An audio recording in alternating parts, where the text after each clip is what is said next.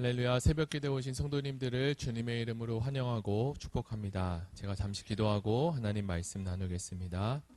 하나님 감사합니다. 오늘도 이른 새벽부터 주의 말씀을 또 듣고 하나님 말씀대로 살고자 이 시간에 우리가 모였습니다. 하나님 이 말씀을 통하여서 우리의 하루에 또 하나님께로 나아가는 방향과 또 목적을 분명히 할 수 있도록 도와주시고 오늘도 하나님의 은혜가 충만한 하루가 되게 하여 주옵소서. 감사드리며 예수님의 이름으로 기도드립니다. 아멘. 네, 오늘 말씀은 예레미야 42장 1절에서 14절까지의 말씀을 가지고 왜 물었을까요? 라는 제목으로 하나님 말씀을 나누겠습니다. 제가 먼저 성경 봉독하겠습니다.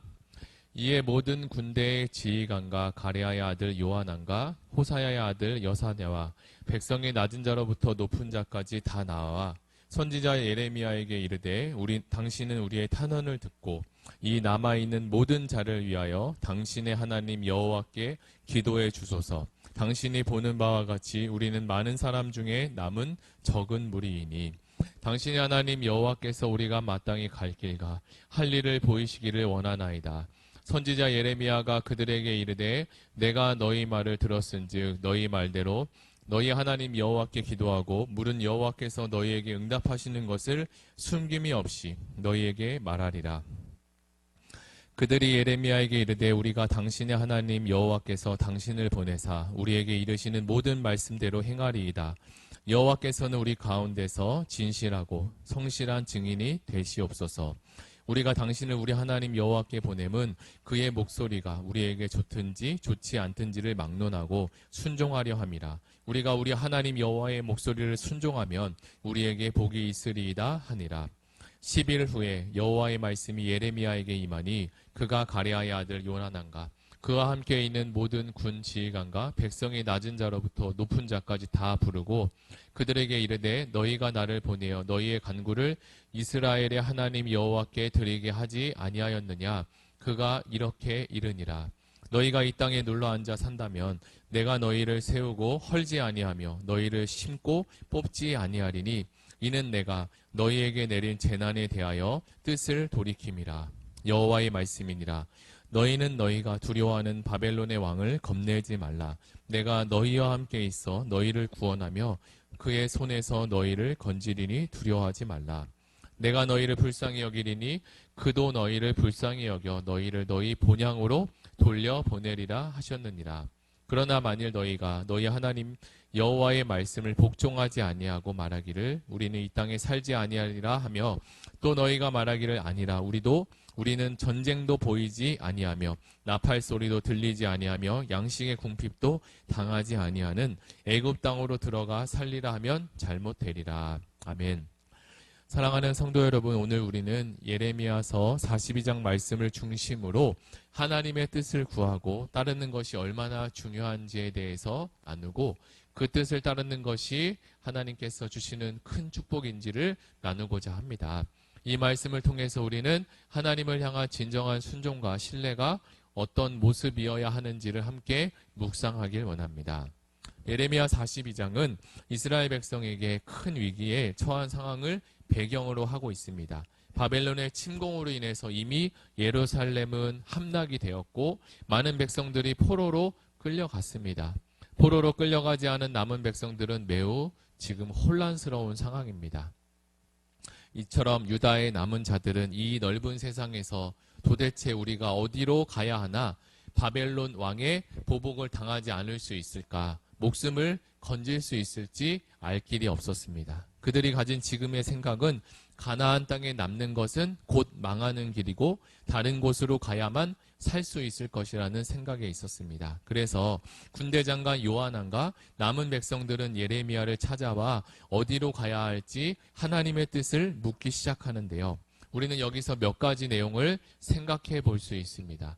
첫 번째는 유다 백성들이 예레미야를 너무 늦게 찾아온 것은 아닐까라는 것입니다. 그들이 가나안 땅에 남아있을 때 가장 먼저 했어야 할 일은 예레미야 선지자를 찾아와서 하나님이 자기들에게 원하시는 것이 무엇인지를 물어보는 것이었습니다. 그런 질문이 있었다면 하나님은 분명 그들에게 먹고 마시는 것에 걱정하지 말고 오직 말씀 중심으로 바른 신앙을 회복하기를 힘쓰라고 하셨을 것입니다. 그들은 현재 상황에 급급한 나머지 하나님의 말씀을 찾고 듣는 일에 매우 소홀했습니다. 둘째로 그럼에도 불구하고 유다 백성들이 뒤늦게서 예레미야를 찾아온 것은 잘한 것입니다. 비록 늦은 타이밍이라 할지라도 전심으로 하나님을 의지하고 찾는다면 다시 살 길이 생길 수 있기 때문이죠. 그러나 그들이 처음 가나안 땅에 들어왔을 때 하나님을 찾았더라면 애굽으로 가는 길에 하나님을 늦게 찾은 것보다는 훨씬 못한 일입니다. 왜냐하면 잘못 간 그 길을 다시 한번 그 길을 돌아와야 하는 수고와 그리고 시간적인 그리고 여러 가지 낭비들이 발생하기 때문입니다. 그래서 좋은 것은 빨리 시작할수록 좋습니다. 그리고 어차피 겪어야 할 어려운 일이 있다면 하루빨리 극복해 나가는 것이 지혜가 아닐까 생각하게 됩니다. 셋째로는요, 유다 백성들이 예레미야에게 기도를 부탁한 후 즉각적인 응답과 메시지는 이루어지지 않았습니다. 거기에는 여러 가지 분명한 이유가 있을 텐데요. 하나님은 시간이 지나면서 유다 백성들의 진심이 드러나기를 기다리셨던 것 같습니다. 우리가 은혜를 받고 어떤 일을 한다면 갑자기 감정적으로 결정을 하는 경우가 있는데요. 시간이 지나면 그러한 감정과 마음이 사라지고 왜 내가 그런 생각을 했을까? 왜 그런 약속을 했지? 라며 후회를 하게 됩니다.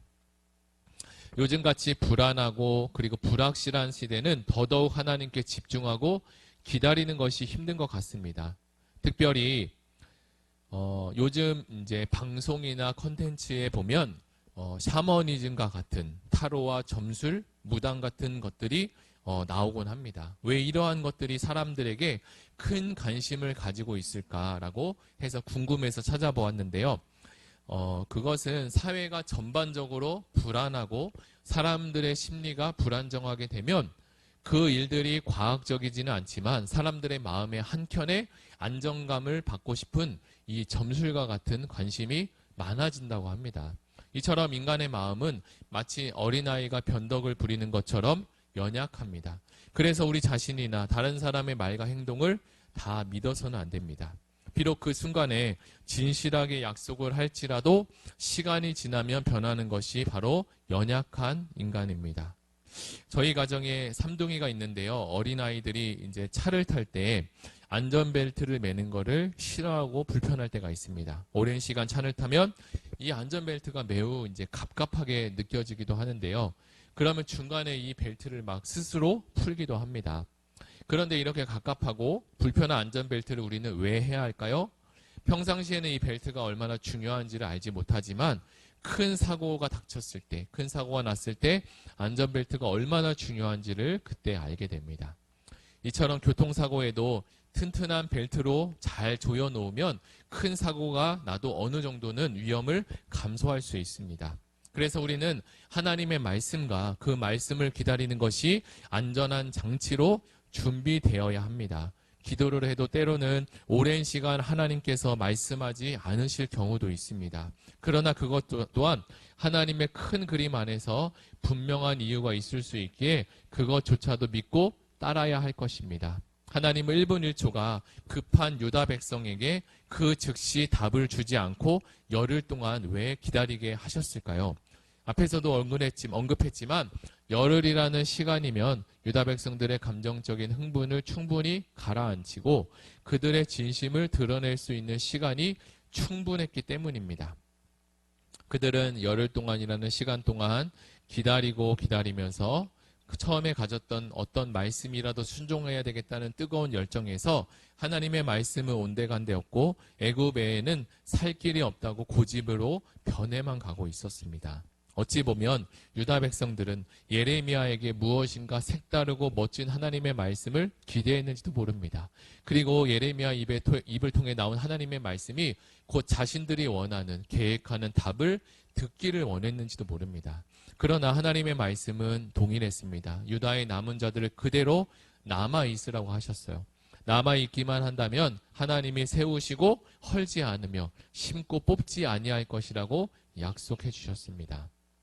사람들은 특별한 일을 내가 잘 해내야만 잘 될 것이다라고 생각할 수 있고, 특별한 이벤트가 있어야만 인생이 잘 되고 성공할 수 있을 것이라고 생각할 수 있습니다. 그러나 하나님의 뜻은 오히려 평범한데 있을 때가 많이 있습니다. 많은 사람들이 하나님의 뜻을 구하고 찾지만 그 뜻이 자신의 기대와 다를 때 우리는 순종하지 않을 때가 많습니다. 진정한 신앙은 하나님의 뜻이 바로 우리의 생각과 다를지라도 그 뜻에 우리가 맡기는 것입니다.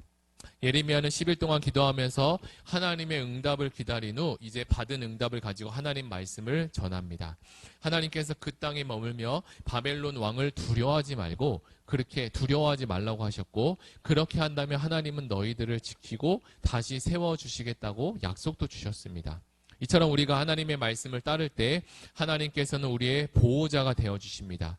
하나님께서 허락하시는 보호는 우리의 모든 두려움과 걱정을 이길 수 있게 하는데요. 하나님은 전능하신 분이며 우리를 모든 위험으로부터 지키시는 분이기 때문입니다. 말씀에 순종하는 길은 회복과 축복의 길입니다. 하나님께서 주시는 회복은 우리가 상상할 수 없을 만큼 크고 놀라운데요. 저는 얼마 전 어느 성도님께서 친구분들과 함께 이 카톡방을 개설해서 서로 말씀을 쓰거나 그리고 읽어서 매일매일 올리고 있다는 이야기를 듣게 되었습니다. 우리 교회에서도 다락방에서 이 공동체 성경 읽기를 통해서 말씀을 서로 읽고 듣곤 하는데요. 이렇게 말씀을 읽고 듣는 것은 참 좋은 방법인 것 같습니다. 특별히 경건의 시간을 혼자 한다면 1년 내내 이 경건의 시간을 홀로 해낼 수 있는 사람이 과연 얼마나 있을까요? 대부분은 아마 그렇게 하지 못할 것입니다. 그래서 우리가 공동체로 모여서 함께 서로가 서로에게 선한 영향을 주는 것입니다. 이제 우리 말씀을 정리하겠습니다.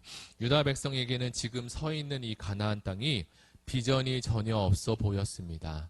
이 유다는 이미 망했고 그들의 눈에는 현재 상황이 아무런 소망이 없어 보였습니다. 그들은 바벨론이 너무나 두렵게 느껴지기만 했고 당장이라도 이 바벨론 왕이 쳐들어와 남은 자들을 모두 진멸할 것 같았습니다. 그래서 그들이 보기에 가장 안전한 곳은 바로 애굽이었습니다. 애굽에는 전쟁도 없었고 거기에는 먹고 살 수 있는 풍부한 것들이 많이 있었기 때문입니다. 그러나 정작 거기에는 하나님의 말씀이었고 생명이 없었습니다. 생명은 오직 하나님과 함께 동행할 때 주어진다는 사실을 우리는 기억해야 할 것입니다. 새로운 땅에 비전이 있는 것이 아닙니다. 새로운 사람이 우리에게 소망을 주지 못합니다. 오직 하나님만이 우리의 생명이요 우리의 소망이 되시는 줄 믿습니다. 하나님을 붙들며 살아가는 삶이 뻔해 보일지라도 그 뻔한 길이 생명의 길임을 기억하시고 오늘도 생명 되시는 하나님을 붙들어 살아가시는 은혜가 충만한 하루가 되시기를 예수님의 이름으로 축복합니다. 우리 다 같이 말씀을 붙잡고 함께 기도하시겠습니다. 사랑의 주 하나님 감사합니다. 오늘 예레미야 말씀을 통해서 하나님이 우리의 주인 되시고 그리고 애굽 땅의 풍부한 물자와 하나님 여러 가지 것들이 많이 준비되었지만 거기에는 생명이 없음을 우리가 알게 되었습니다.